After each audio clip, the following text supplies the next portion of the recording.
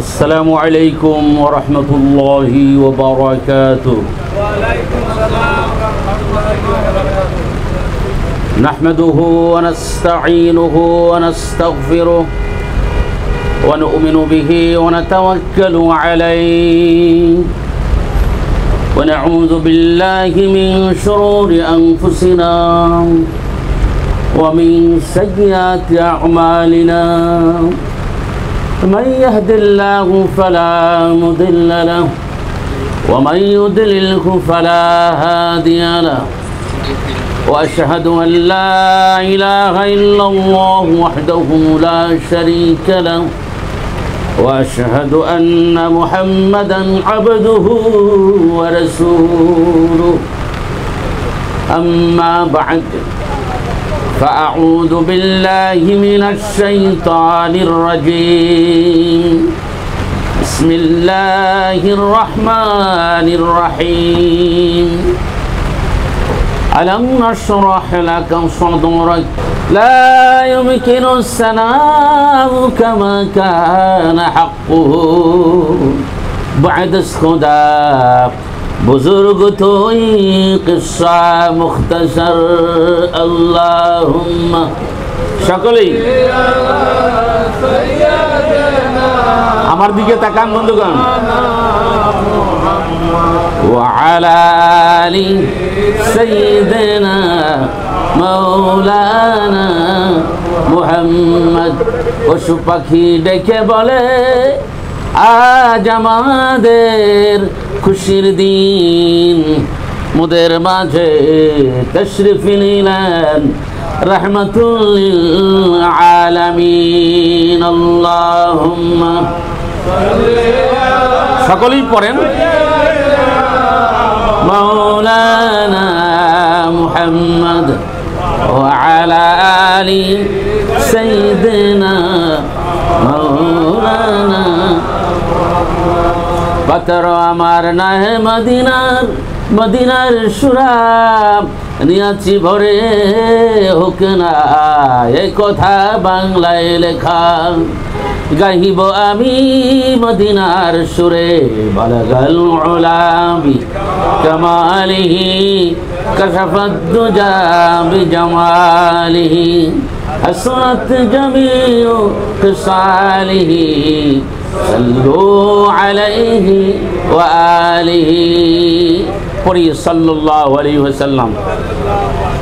আজকে নিউ ইয়র্কে বসবাসরত বাংলাদেশি মুসলিম কমিউনিটির উদ্যোগে পবিত্র ঈদে মিলাদুন নবী সাল্লাল্লাহু আলাইহি ওয়াসাল্লাম উদযাপন 2025 সম্মানিত মোহতারাম সভাপতি, আপনাদের সকলের পরিচিত জবরদস্ত আলেম এবং জবরদস্ত পলিটিশিয়ান হযরত মাওলানা ওলিউল্লাহ আতিকুর রহমান সাহেব হাফিজাহুল্লাহ এবং আশিক রাসূল আমাদের সকলের প্রিয় গিয়াস আহমেদ সাহেব হাফিজাহুল্লাহ। তারপরে আমাদের সকলের পরিচিত প্রিয় আশিক রাসূল, যার কণ্ঠ শুনে, তার নাতে রাসূল শুনে আমি মুগ্ধ হই, জনাব আলহাজ আব্দুল ওয়াহিদ টুপন সাহেব হাফিজাহুল্লাহ। আমাদের সকলেরই প্রিয়, যিনি বিরক্ত হন না, যখনই ইচ্ছা তখনই তাকে ফোন করা যায়। জনাব অ্যাটর্নি সাহেব আমার সাথেই বসা।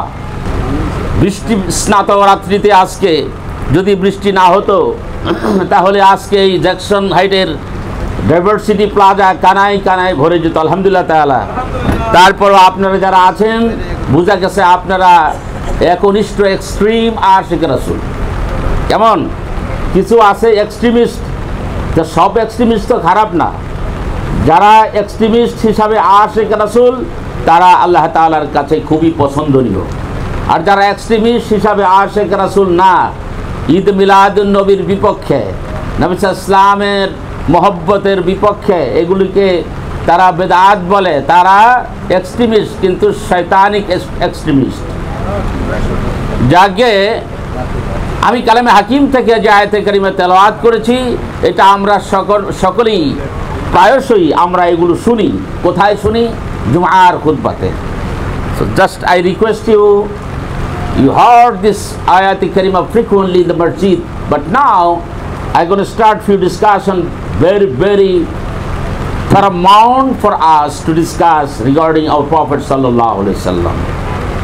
আল্লাহ তাআলা তার হাবিবের শানে বলেন, হাবিব হে, আমি কি আপনার বক্ষকে উন্মোচন করে দেই নাই? আলহামদুলিল্লাহ পড়েন। নবীরা কোনোদিন আল্লাহ তাআলার কাছে পয়সা পাওয়ার জন্য, ধনী হওয়ার জন্য, তারপরে আপনার সন্তান অধিক পরিমাণ হয়ে তাদের ওয়ারিশ হওয়ার জন্য এগুলো দোয়া করেন নাই। তারা দোয়া করেছেন তাদের বক্ষকে সম্প্রসারণের জন্য, তাদের উম্মাকে আল্লাহর পথে ডাকার জন্য যে অ্যাবিলিটি অ্যান্ড ক্যাপাবিলিটি আল্লাহ তাআলার পক্ষ থেকে যোগ্যতা হাসিল করা নবী আম্বিয়াদের কাজ। আলহামদুলিল্লাহ পড়ি। বন্ধুগণ, সকলেই আমার দিকে তাকান। আমরা এসেছি নবী সাল্লাল্লাহু আলাইহি ওয়াসাল্লামের শানে কিছু কথা বলতে। নবী করিম সাল্লাল্লাহু আলাইহি ওয়াসাল্লামের শান মান বলে কি শেষ করা যাবে? কোনোদিন সম্ভব হবে না। কারণ পূর্বেকার জামানার সমস্ত নবী আম্বিয়ারা আল্লাহ তাআলার কাছে ফরিয়াদ করেছিল, আল্লাহ আমরা নবী হয়েছি, আমাদের উপর কিতাব নাজিল হয়েছে, নবী না হয়ে কিতাব যদি নাও পেতাম, উম্মতে মুহাম্মদী হয়ে যদি পৃথিবীতে যেতে পারতাম, তোমার দরবারে হাজার লাখ শুকর আদায় করতাম। আলহামদুলিল্লাহ পড়বেন না? ওয়াজ শুনতে শুনতে টায়ার্ড হয়ে গেছেন? টায়ার্ড হয়েন না বন্ধুগণ, আমার দিকে তাকান। এখন তো চতুর্দিকে বৃষ্টি ভেজা, রহমত বারাকা। বুঝতে হবে বৃষ্টিটাও আল্লাহ তাআলার পক্ষ থেকে রহমত। সকলেই আমার দিকে তাকান। বুখারী থেকে একটা কোটেশন আপনাদের কাছে কোট করছি আমি, যেহেতু বৃষ্টি হচ্ছে এই জন্য। নবী করিম সাল্লাল্লাহু আলাইহি ওয়াসাল্লাম যেদিন পৃথিবীতে তাশরিফ নিলেন,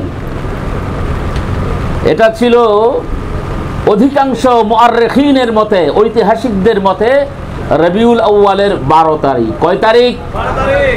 বলেছি অধিকাংশ ঐতিহাসিকদের মতে রবিউল আউয়ালের কত তারিখ? 12 তারিখ। কিন্তু আরো অন্যান্য মত আছে। অনেকে বলেছেন 1 তারিখ, অনেকে বলেছেন 2 তারিখ, অনেকে বলেছেন 9 তারিখ, অনেকে বলেছেন 20 তারিখ, অনেকে কইছে রমজানের 20 তারিখ। এগুলি সবই ন্যারেশনে আছে, কিন্তু সবচেয়ে স্ট্রং রিচ সোর্স হলো রবিউল আউয়ালের 12 তারিখ। আলহামদুলিল্লাহ। নবী করিম সাল্লাল্লাহু আলাইহি ওয়াসাল্লাম যেদিন ধুলার ধরণীতে তাশরিফ নিলেন, সেই স্মৃতি, সেই দৃশ্য কতই না সুন্দর ছিল, কতই না আলোকিত ছিল। গোটা বিশ্বময় সেই নবী সাল্লাল্লাহু আলাইহি ওয়াসাল্লামের প্রশংসায় মুখরিত ছিল। এক বাক্যে সমস্ত মাখলুকাত বলেছিল, আসসালাতু ওয়াসসালামু আলাইকা ইয়া রাসূলুল্লাহ। পড়ি, আসসালাতু ইয়া রাসূলুল্লাহ। নবী সাল্লাল্লাহু আলাইহি ওয়াসাল্লামের আম্মা জান আমিনা ডেকে বলে, আব্বাজান আব্দুল মুত্তালিব আপনার এতিম নাতি জন্ম নিয়েছে। কি নাতি? এতিম নাতি জন্ম নিয়েছে। আমিনা ডেকে বলি,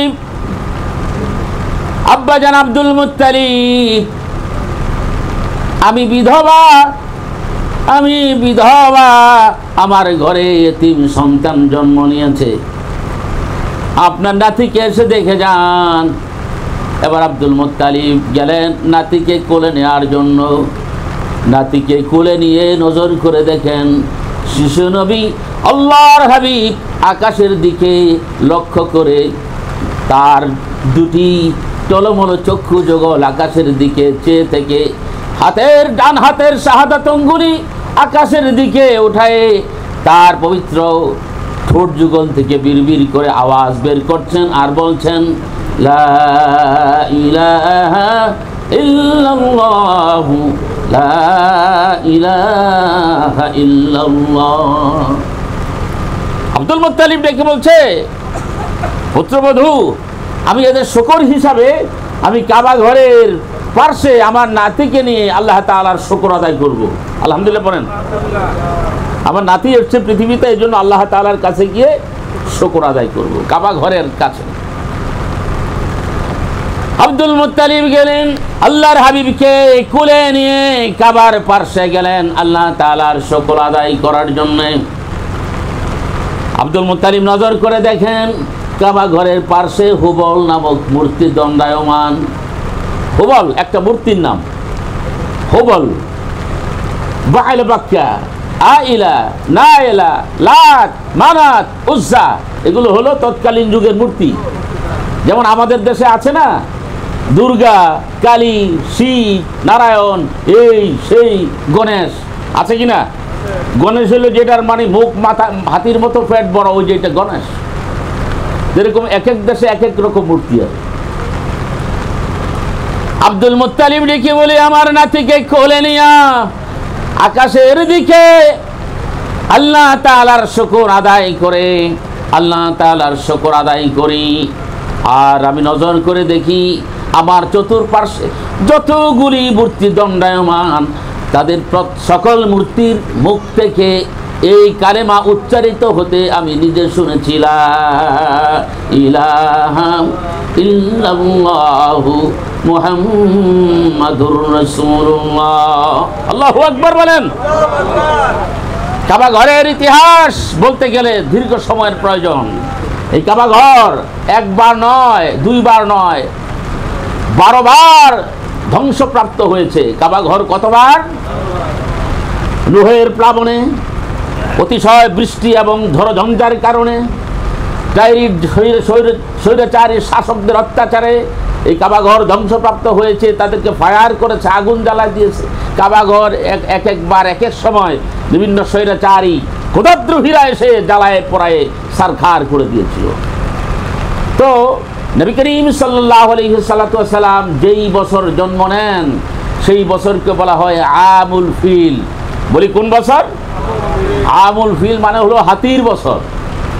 যেমন অনেকে আমরা স্বাধীনতার সময় জন্ম, স্বাধীনতার বছর, তারপরে আপনার অতি বন্যার সময় বন্যার বছর, করোনা ভাইরাসের সময় ভাইরাসের, আছে কি না? নবী করিম সাল্লাল্লাহু আলাইহি ওয়াসাল্লাম যেই সময়ে যেই বছর জন্ম নিয়েছেন সেই বছরকে আরবিতে বলা হয় আমুল ফিল, মানে হাতির বছর। হাতির বছর বলার কারণটা হলো এই, নবী সাল্লাল্লাহু আলাইহি ওয়াসাল্লাম অর্থাৎ কাবা ঘরকে আব্রাহা এসেছিল ধ্বংস করার জন্য, সকলেই জানেন আপনারা। তো আব্রাহা চায় যে ইয়ামেন দেশে একটা কাবা বানাইতে আর এই কাবাকে ধ্বংস করে দিতে।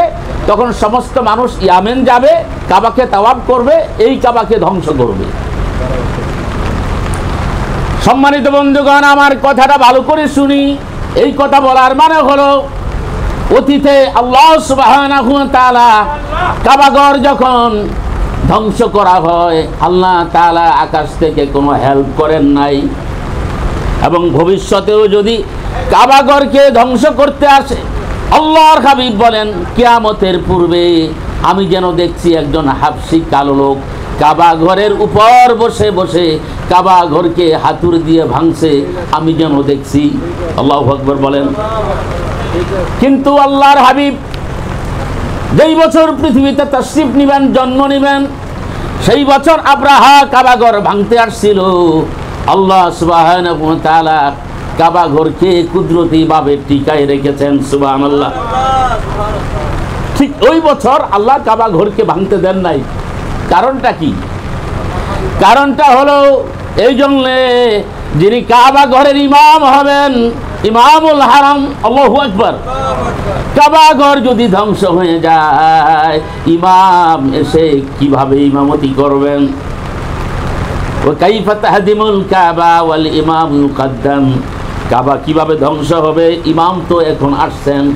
আল্লাহ সুবহানাহু ওয়া তাআলা আল্লাহর হাবিবের রহমতের বরকতের উসিলায় আব্রাহার বাহিনীকে আকাশ থেকে আবাবিল পাঠায়া এমনভাবে ধ্বংস করে দিলেন, ভক্ষিত তৃণমূলের মতো ধ্বংস হয়ে গেছে। সুবহানাল্লাহ পড়েন। তাহলে নবী সাল্লাল্লাহু আলাইহি ওয়াসাল্লামের একটা বৈশিষ্ট্য যে আল্লাহর নবীর উসিলায় কাবা ঘরকে আল্লাহ তাআলা বাঁচাই দিলেন। সুবহানাল্লাহ পড়েন। আরব দেশে বৃষ্টি হয় না। বন্ধুগণ ভালো করে শুনি। সবাই চলে গেলেন আব্দুল মুত্তালিবের কাছে, দেখে বলে ইয়া সাইয়্যিদুল কওম, আপনি কওমের সরদার, কুরাইশদের সরদার। বহুদিন ধরে বৃষ্টি হয় না, এখন তো আমাদের ফসল নষ্ট হয়ে যাচ্ছে, পশুগুলি শেষ হয়ে যাচ্ছে, পানির অভাবে সব গাছ শুষ্ক হয়ে যাচ্ছে। এখন আপনার কাছে ফরিয়াদ করছি, যদি পানি না পাই তাহলে কিভাবে আমরা টিকবো? আব্দুল মুত্তালিব ডেকে বলে এলাকার মানুষ শোনো, আগামীকাল দ্বিপ্রহরে আরব ভূখণ্ডে বৃষ্টি নাজিল হবে। আলহামদুলিল্লাহ পড়েন। বন্ধুগণ আমার দিকে তাকান। বন্ধুগণ আপনার কথা বুঝেন, কথা বুঝতেছেন তো?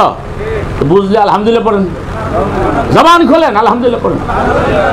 এখন মুখ সাফাই রাখছেন আপনি, কিছু আর করার আমার কিছু করার নেই। বলছি আলহামদুলিল্লাহ পড়েন।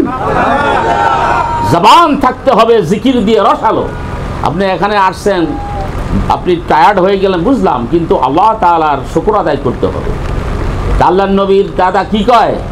আগামীকাল দ্বিপ্রহরে বৃষ্টি হবে। এলাকার মানুষ বলে আব্দুল মুত্তালিব 6 মাস ধরে বৃষ্টি নাজিল হচ্ছে না, আপনার হাতে কি ক্যাপিটাল আছে যে আগামীকাল বৃষ্টি নাজিল হবে? আব্দুল মুত্তালিব ডেকে বলি, পরদিন সকালে ডেকে বলে, আমি না রে আমার পুত্রবধূ, আমার এতিম নাতি রে আমার কোলে দিয়ে দাও। যখন সূর্য ঠিক দুপুরে চলে আসছে, আল্লাহর নবীর দাদা আব্দুল মুত্তালিব আকাশের দিকে রহমতের নবীর চেহারা উঠায়া ডেকে বলে, আল্লাহ তাআলা আমি জানি তুমিও জানো উনি আপনার হাবিব, আল্লাহর হাবিব উনি।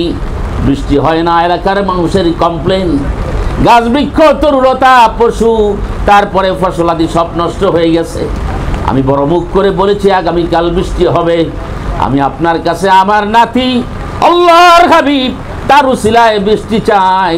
কিতাবের মধ্যে আসছে, বুখারী শরীফের নারেশন, আকাশ চমকাইয়া বিজলি গুড়গুড় করে আকাশ দেখে এমন বৃষ্টি হলো, মুর্দা জমিন জিন্দা হয়ে গেল।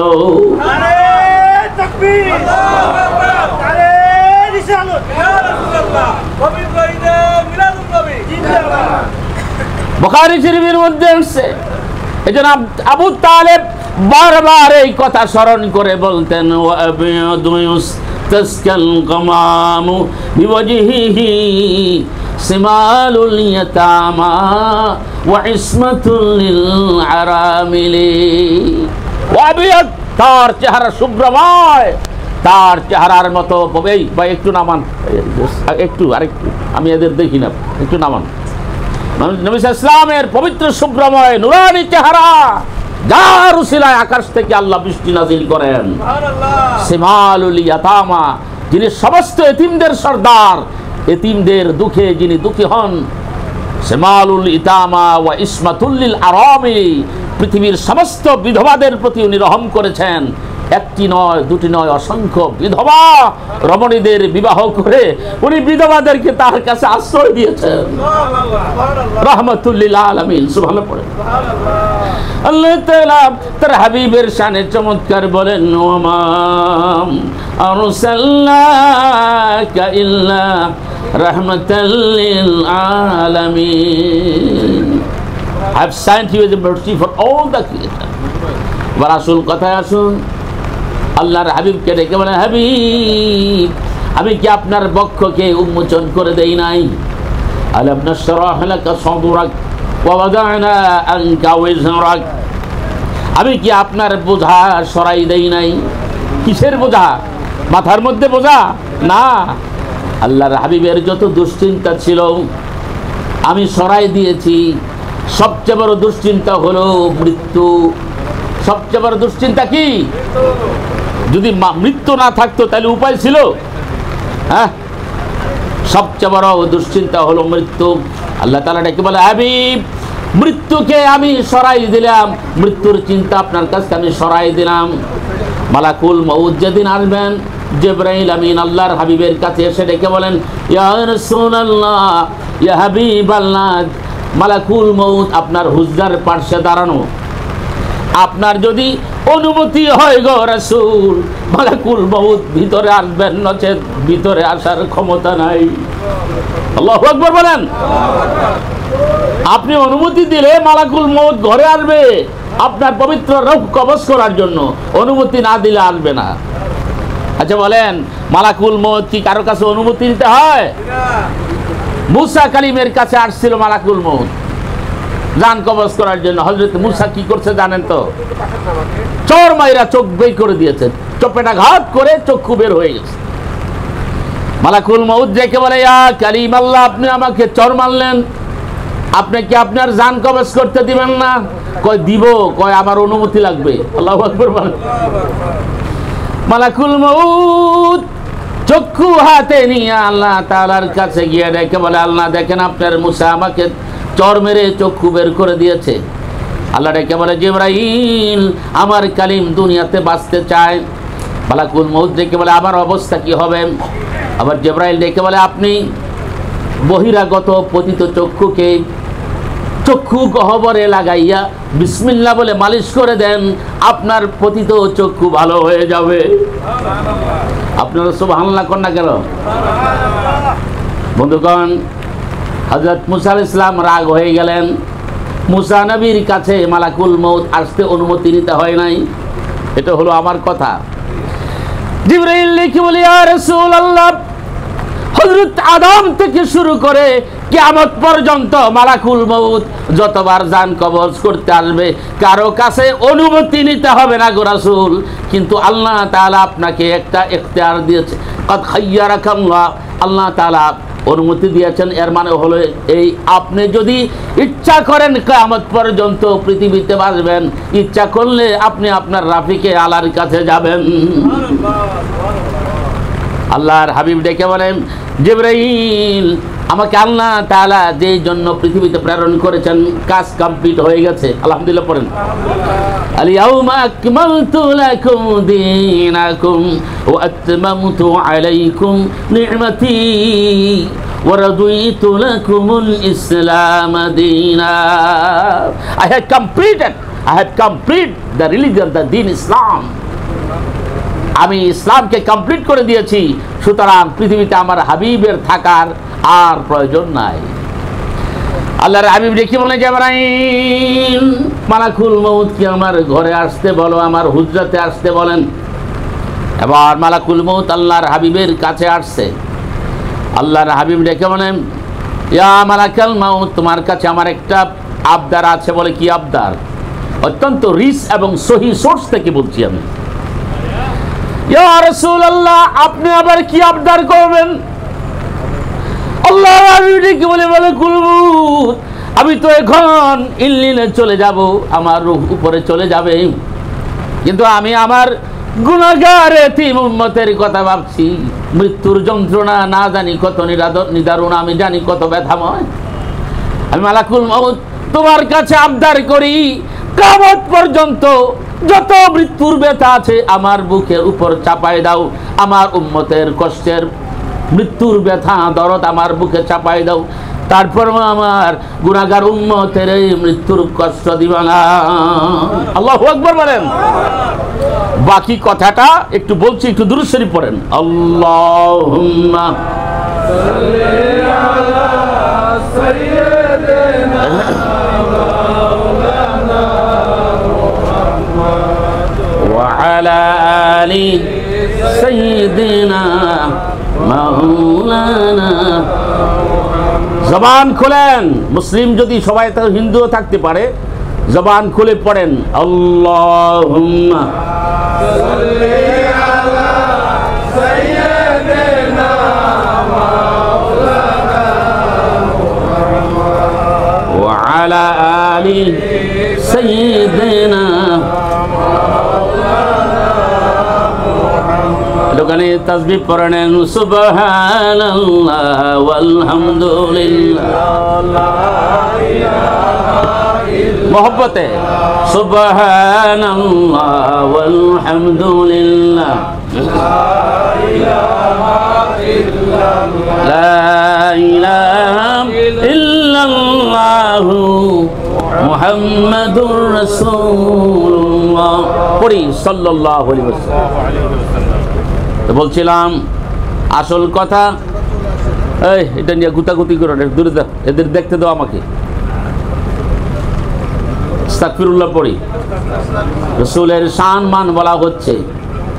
আল্লাহ তাআলা কালামে হাকিমের মধ্যে বলেন, আমার হাবিবের শান মান বলার জন্য আমি তাকিদ দিয়েছি। আল্লাহর হাবিবের মান মর্যাদা যেখানে বলা হয় আল্লাহ তাআলা রাহমা বারাকা নাযিল করেন। একটুখানি খেয়াল করুন কথাগুলি।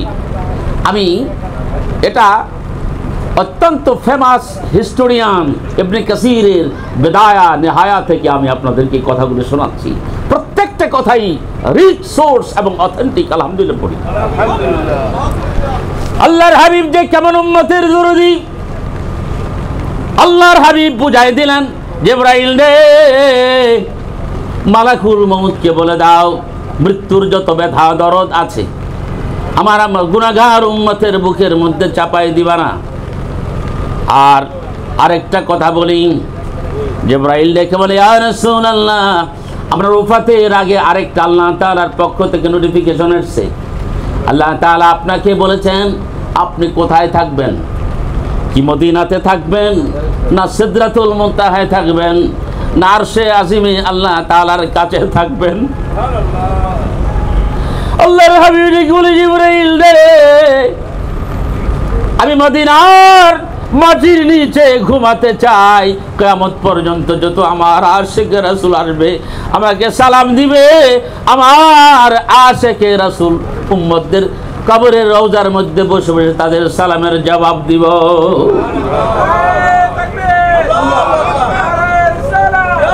আমি মদিনাতে ঘুমাতে চাই, আমি কেন সিদরাতুল মুনতাহায় যাব রে জিবরাইল? আল্লাহর হাবিব কি বলি, মালাকুল মউত, তোমার কাছে আমার একটা আবদার, আমার উম্মতদেরকে মৃত্যু যন্ত্রণা কষ্ট দিবা না, কারণ এটা আল্লাহ তাআলার ফরমান। মৃত্যু আসবে, মৃত্যুর ব্যথা আসবে, কষ্ট আসবে। ওয়াজাআত সাকরাতুল মাউত বিল হক, সাকরাতুল মাউত আসবে, এটা হক, আমি জানি। কুল্লু মান আলাইহা ফান, কিন্তু আমার উম্মতের তখন কি হবে আমি সেটা ভাবছি। জিবরাইল দেখে বলে, ইয়া রাসূলুল্লাহ, আল্লাহ তাআলার পক্ষ থেকে খবর আসছে, একটা খবর। বলে কি? আপনার গুনাহগার উম্মত যতই গুনাহ করুক না কেন, যদি তাদের গুনাহ পাহাড় পরিমাণ হয়ে যায়, চন্দ্র সূর্য পরিমাণ যদি তাদের গুনাহ হয়ে যায়, দুনিয়ার পানি পরিমাণ যদি তাদের গুনাহ হয়ে যায়, তারা যদি তওবা করে, আল্লাহ রাব্বুল আলামিন তাদের পাহাড় পরিমাণ গুনাহ, সমুদ্রের দরিয়ার পানি পরিমাণ গুনাহকে নেক দিয়ে পরিবর্তন করে দিবেন। আবার আসল কথায় আসুন, আল্লাহর হাবিব ডেকে বলে, জিবরাইল এখানেই শেষ নয়, আরো কি খবর? জিবরাইল ডেকে বলে, ইয়া রাসূলুল্লাহ, আপনার গুনাহগার উম্মতেরা যদি মৃত্যুর 1 বছর আগে তওবা করে, আল্লাহ তাআলা তাদেরকে ওলি সালেহ হিসাবে কবুল করে নেবেন। তওবা করে এর উপর ইস্তেকামত থাকতে হবে। আল্লাহর হাবিব ডেকে বলে, এত লম্বা সময়? জিবরাইল ডেকে বলে, 6 মাস। আল্লাহর হাবিব ডেকে বলে, এত তো লম্বা সময়? এবার জিবরাইল ডেকে বলে, ইয়া রাসূলুল্লাহ, 1 মাস আগে মৃত্যুর। আল্লাহর হাবিব বলে, এত তো আসসানাতু তাওয়িলা, লম্বা সময়। অবশেষে জিবরিল আমিন ডেকে বলে, ইয়া রাসূলুল্লাহ, এখন তো আপনার রাফিকে আলার সাথে দেখা করার সময়। আল্লাহ তাআলা আমাকে খবর দিয়েছেন গো রাসূল, আপনার উম্মতের মৃত্যুর আসার আগে আল মাউতু লাম ইউগারগির, মৃত্যুর যন্ত্রণা এখনো শুরু হয় নাই, নাকে মুখে মৃত্যুর শ্বাস এখনো আসে নাই। ঠিক এই মুহূর্তে যদি কালেমা পড়ে মুসলমান হয়, তওবা করে, ইস্তেগফার করে, তওবা করে, কালেমা পড়ে, আল্লাহর হাবিবের ঈমানের উপর মজবুত থাকে, আল্লাহ রাব্বুল আলামিন তার জীবনের সমস্ত গুনাহকে মাফ করে দেবেন। আল্লাহর হাবিব ডেকে বলে, জিবরাইল, মালাকুল মউতকে বলো আমার জান কবজ করার জন্য। আল্লাহর হাবিব ডেকে বলে, মালাকুল মউত, আমার রূহ কবজ করা শুরু করে দাও। এবার মালাকুল মউত রহমতের নবীর পবিত্র বক্ষ মোবারকের মধ্যে হাত দিয়ে দিলেন। সুবহানাল্লাহ পড়েন। একটা বোঝা, একটা কি?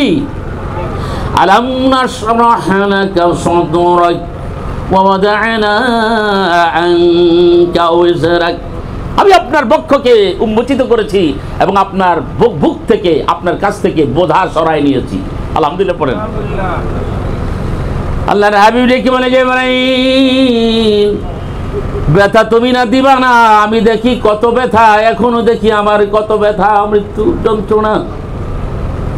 সহিহ সোর্সে আসছে, ফাতিমাতুজ জোহরা সাইয়্যিদাতু আহলিন নিসা, আহলিন নিসা সাইয়্যিদাতুন নিসা মিন আহলিল জান্নাহ, জান্নাতের সমস্ত নারীগণের সর্দারিনী হবেন ফাতেমাতুজ জোহরা। জোরে বলেন সুবহানাল্লাহ। এজন্য ফাতেমাতুজ জোহরাকে সম্মান করা, আহলে বাইতকে সম্মান করা, এটাই ঈমানের দাবি ইনশাআল্লাহ। বন্ধুগণ, ঘটনা কি হয়ে গেল? আল্লাহর হাবিব ডেকে বলেন, জিবরাইল আমার জান কবজ শুরু করে দেন। ফাতেমাতুজ জোহরা ডেকে বলে, বাপজান আমি দেখি আপনার কপালের মধ্যে ঘাম বের হচ্ছে। আল্লাহু আকবার। ঘাম মোবারক বের হচ্ছে, মুক্তার দানার মতো ঘামগুলি ঝিকিমিকি ঝিকিমিকি করছে। আপনার পবিত্র ঠোঁট মোবারকের মধ্যে হাসি বের হচ্ছে। আপনার চক্ষু যুগলের মধ্যে দীপ্ত একটা আলো, মুনাওয়ার আলোয় আলোকিত হচ্ছে। ইয়া রাসূলুল্লাহ, আপনার কি কোনো কথা আছে? আল্লাহর হাবিব ডেকে মানে, সাহাবী রে, আমার আলী এবং আমার আহলে বাইত তোমাদেরকে আমি বলে যাই, কাল কিয়ামতের কঠিন ময়দান যেদিন হয়ে যাবে, আমি নবীদেরকে শাফাআত করব, সাথে সাথে যারা আহলে কাবায়ের গুনাহগার তাদেরকে শাফাআত করব, যারা আহলে বায়েতের আশিকে রাসূল, আশিকে আহলে বায়েত তাদেরকে শাফাআত করব, যারা আশিকে আউলিয়া, আশিকে সালেকিন, আশিকুল উলামা ওয়াস সালিহিন তাদেরকে শাফাআত করব। এমনকি যারা জীবনে একবার হলেও ঈমানের সাথে কালেমা পড়ে মৃত্যুবরণ করেছে তাদেরকেও আমি কিয়ামতের দিন তাদেরকে শাফাআত করব। নবী সাল্লাল্লাহু আলাইহি উনি আমাদেরকে ভুলেন নাই। কারণটা কি? কারণ হলো উনি আমাদের সঙ্গী। উনি আমাদের কি? কথা বুঝি তো ভাইরা আমার? উনি আমাদের সঙ্গী, আমাদের সাথী, আমাদের আপন। কে বলেন? আল্লাহ তাআলা বলেন যে সঙ্গী যদি থাকে তাহলে উনি হলেন সঙ্গী। আলহামদুলিল্লাহ পড়েন। আপন বলতে পৃথিবীতে কেউ নাই, আপন হলো আমার আল্লাহ এবং রাসূল। সুবহানাল্লাহ পড়েন। এজন্য সঙ্গী হিসাবে আল্লাহ রাসূলকে কবুল করতে হবে কিনা? এটা হাদিস, আল মারউ মা'a মান আহাব্বা, যে যাকে ভালোবাসে সে তার সাথে থাকে। সুবহানাল্লাহ পড়েন। তা আমরা যদি রাসূল সাল্লাল্লাহু আলাইহি ওয়াসাল্লামকে ভালোবাসি তাহলে আল্লাহ রাসূল কি আমাদেরকে ভুলবেন? হাদিস আছে, মান আহাব্বা সুন্নতি ফাকাত আহাব্বানি ওয়া মান আহাব্বানি কানা মা'i ফিল জান্নাহ। সে যে আমার সুন্নাহকে মহব্বত করলো সে আমি রাসূলকে ভালোবাসলো, আর যে আমি রাসূলকে ভালোবাসলো সে জান্নাতে থাকবে। আলহামদুলিল্লাহ পড়েন। তো নবী করিম সাল্লাল্লাহু আলাইহি সাল্লাতু ওয়াস সালাম উম্মতের জন্য রাহমা, গোটা বিশ্ব মানবতার জন্য একটা এমবডিমেন্ট অফ কম্প্যাশন, রহমতের কল্যাণের মূর্ত প্রতীক কে? মুহাম্মদুর রাসূলুল্লাহ সাল্লাল্লাহু আলাইহি সাল্লাতু ওয়াস সালাম। এজন্য আল্লাহ তাআলা গোটা বিশ্ব মানবতার জন্য রাসূল করিম সাল্লাল্লাহু আলাইহি ওয়াসাল্লামকে একটা মডেল হিসাবে পৃথিবীতে প্রেরণ করেছেন। এই যে আমাদের ভাইজান আব্দুল ওয়াহিদ টুপন বলেছেন না যে উইলিয়াম মাইকেল হার্ট নবী সাল্লাল্লাহু আলাইহি ওয়াসাল্লামের প্রশংসা করেছেন আরো অনেকেই। কিন্তু প্রশংসা করলে সব ঠিক আছে, কিন্তু প্রথম লাগবে ঈমান। কি লাগবে? ঈমান, তারপরে মহব্বত, তারপরে হলো ইতাআত। কটা জিনিস লাগবে? আল্লাহ তাআলা কালামে হাকিমের মধ্যে বলেন, আমার হাবিবকে ঈমান আনতে হবে, তারপরে তাকে সম্মান করতে হবে, তারপরে তাকে ইতাআত করতে হবে। যারা আল্লাহর হাবিবের ইতাআত করবেন তারা আল্লাহ রাসূলকে ভালোবাসলেন। আল্লাহর হাবিব বলেন, মাতাআনি ফাহাব্বা সুন্নতি, যে আমাকে ইতাআত করলো সে আমার সুন্নাতকে মহব্বত করলো। আলহামদুলিল্লাহ পড়েন। যে আমার সুন্নাতকে মহব্বত করলো সেই জান্নাতে যাবে। আলহামদুলিল্লাহ পড়েন। তাহলে রাসূল সাল্লাল্লাহু আলাইহি ওয়াসাল্লামের সুন্নাহ আমাদের দাবি, আমাদের মনের মধ্যে আনা, হৃদয়ের মধ্যে আনা। আলহামদুলিল্লাহ পড়ি। নবী করিম সাল্লাল্লাহু আলাইহি ওয়াসাল্লামের মান, মর্যাদা, সম্মান বুলন্দ করেছেন কে? আল্লাহ তাআলা বলেন, ওয়া রাফা'না লাকা যিকরাক, আমি আপনার জিকিরকে সমুন্নত করেছি। আচ্ছা বলেন বন্ধুগণ, জিকির কার জন্য করা হয়? আপনারা ভালো জানেন। আপনারা জিকির কার জন্য করা হয়? জিকির করলে কি হয়? হৃদয় শান্তি পায়। The heart gets satisfaction through the remembrance of Allah. এখানে আল্লাহ তাআলা আয়াতে কারীমার মধ্যে জিকির তার হাবিবের শানে ইরশাদ করছেন। আলহামদুলিল্লাহ বলেন। আল্লাহ তাআলা কি বলেন? হাবিব হে, আমার জিকির মানে আল্লাহ তাআলার জিকির যেখানে হবে হাবিব আপনার জিকিরও সেখানে হবে। আলহামদুলিল্লাহ পড়ি। বলছে আমার জিকির যেখানে হয় আপনার জিকির হবে। আমার জিকির কতটুকুন? আমার জিকির লাউহে মাহফুজে আছে, আমার জিকির সিদরাতুল মুনতাহায় আছে, আমার জিকির মালায়ে আলায় আছে, আমার জিকির পৃথিবীতে আছে, আমার জিকির সমুদ্র তলদেশে আছে, আমার জিকির সমগ্র গ্রহ উপগ্রহে আছে। হাবিবে হে, আমার জিকির যেখানে আছে আপনারও জিকির হবে। সুবহানাল্লাহ। ইদা দুকিরতু দুকিরতা মাই, আমাকে যখন স্মরণ করা হবে হাবিব হে, আপনাকেও স্মরণ করা হবে। আলহামদুলিল্লাহ।